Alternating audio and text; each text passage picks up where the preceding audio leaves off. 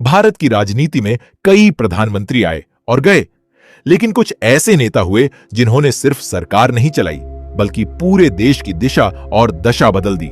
किसी ने देश की नींव रखी, किसी ने युद्ध में जीत दिलाई, तो किसी ने अर्थव्यवस्था को नई उड़ान दी, तो किसी ने भारत की वैश्विक पहचान को नई ऊंचाइयों तक पहुंचाया। लेकिन सवाल यह है कि भारत के सबसे शक्तिशाली प्रधानमंत्री कौन रहे हैं? इस वीडियो में हम बात करेंगे उन प्रधानमंत्रियों की जिन्होंने अपने फैसलों, नेतृत्व और राजनीतिक ताकत से भारत के इतिहास पर सबसे गहरी छाप छोड़ी। ध्यान रहे, ये सूची सत्ता की अवधि, राजनीतिक प्रभाव, नीतिगत बदलाव, संकट प्रबंधन और ऐतिहासिक प्रभाव जैसे कई पहलुओं को ध्यान में रखकर तैयार की गई। 1964 में जब लाल बहादुर शास्त्री प्रधानमंत्री बने, तब देश कठिन दौर से गुजर रहा था। नेहरू के निधन के बाद नेतृत्व की चुनौती थी और पाकिस्तान के साथ तनाव लगातार बढ़ रहा था।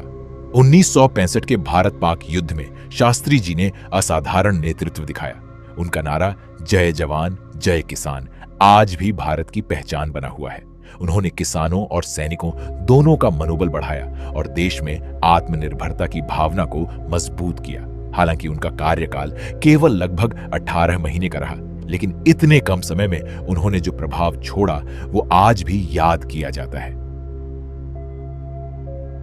वहीं 1984 में केवल 40 साल की उम्र में प्रधानमंत्री बने राजीव गांधी भारत के सबसे युवा प्रधानमंत्री थे।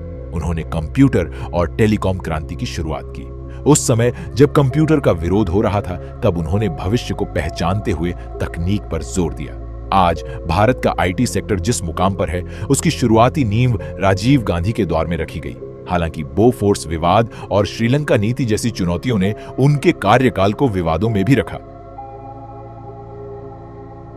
वहीं यदि भारत के आर्थिक विकास की बात हो और मनमोहन सिंह का नाम न आए, ऐसा संभव नहीं है।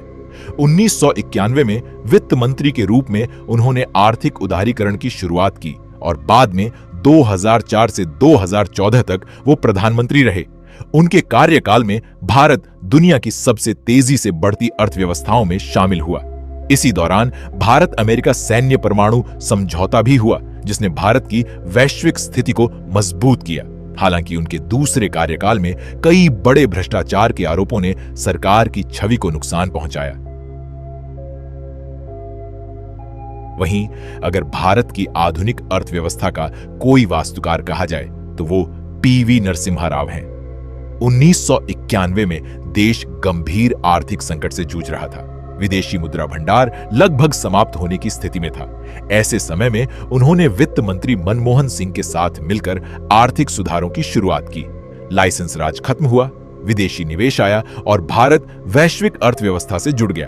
कई विशेषज्ञ मानते हैं कि यदि ये सुधार नहीं हुए होते तो आज का भारत आर्थिक रूप से इतना मजबूत नहीं होता। वहीं अटल बिहारी वाजपेयी भारतीय राजनीति के सबसे लोकप्रिय नेताओं में गिने जाते हैं। 1998 में उन्होंने पोखरण परमाणु परीक्षण कर पूरी दुनिया को चौंका दिया था। इसके बाद कारगिल युद्ध में भारत ने पाकिस्तान को करारा जवाब दिया। उनके कार्यकाल में गोल्डन क्वाड्रिलेटरल हाईवे परियोजना शुरू हुई, जिसने भारत के सड़क नेटवर्क में ऐतिहासिक बदलाव लाया। वो पहले गैर कांग्रेसी प्रधानमंत्री थे जिन्होंने सफलतापूर्वक 5 साल का कार्यकाल पूरा किया। वहीं इंदिरा गांधी को भारत की सबसे प्रभावशाली महिला प्रधानमंत्री माना जाता है। 1971 के भारत पाक युद्ध में भारत की जीत और बांग्लादेश का निर्माण उनके सबसे बड़े राजनीतिक और सैन्य निर्णयों में शामिल है। उन्होंने बैंकों का राष्ट्रीयकरण किया और कई बड़े आर्थिक फैसले लिए। हालांकि 1975 में लगाया गया आपातकाल यानी इमरजेंसी भारतीय लोकतंत्र के सबसे विवादित अध्यायों में गिना जाता है। उनके नेतृत्व की प्रशंसा भी होती है और आलोचना भी, लेकिन उनकी राजनीतिक शक्ति पर शायद ही कोई सवाल उठाता है। वहीं स्वतंत्र भारत के पहले प्रधानमंत्री जवाहरलाल नेहरू ने लगभग 17 सालों तक देश का नेतृत्व किया और स्वतंत्र भारत की संस्थागत नींव रखने में महत्वपूर्ण भूमिका निभाई। उन्होंने आईआईटी, एम्स, बड़े बांध, इसरो के शुरुआती संस्थागत आधार, सार्वजनिक क्षेत्र के उद्योग और वैज्ञानिक विकास की दिशा तय की थी। गुटनिरपेक्ष आंदोलन में भी उनकी महत्वपूर्ण भूमिका रही। हालांकि 1962 के भारत चीन युद्ध को लेकर उनके नेतृत्व की आलोचना भी होती है, फिर भी आधुनिक भारत के निर्माण में उनके योगदान को नजरअंदाज नहीं किया जा सकता। वहीं 2014 से लगातार प्रधानमंत्री बने रहने वाले नरेंद्र मोदी भारत के सबसे प्रभावशाली समकालीन नेताओं में गिने जाते हैं। लगातार कई कार्यकाल जीतने और लंबे समय तक सत्ता में बने रहने से उनकी राजनीतिक पकड़ बेहद मजबूत रही है।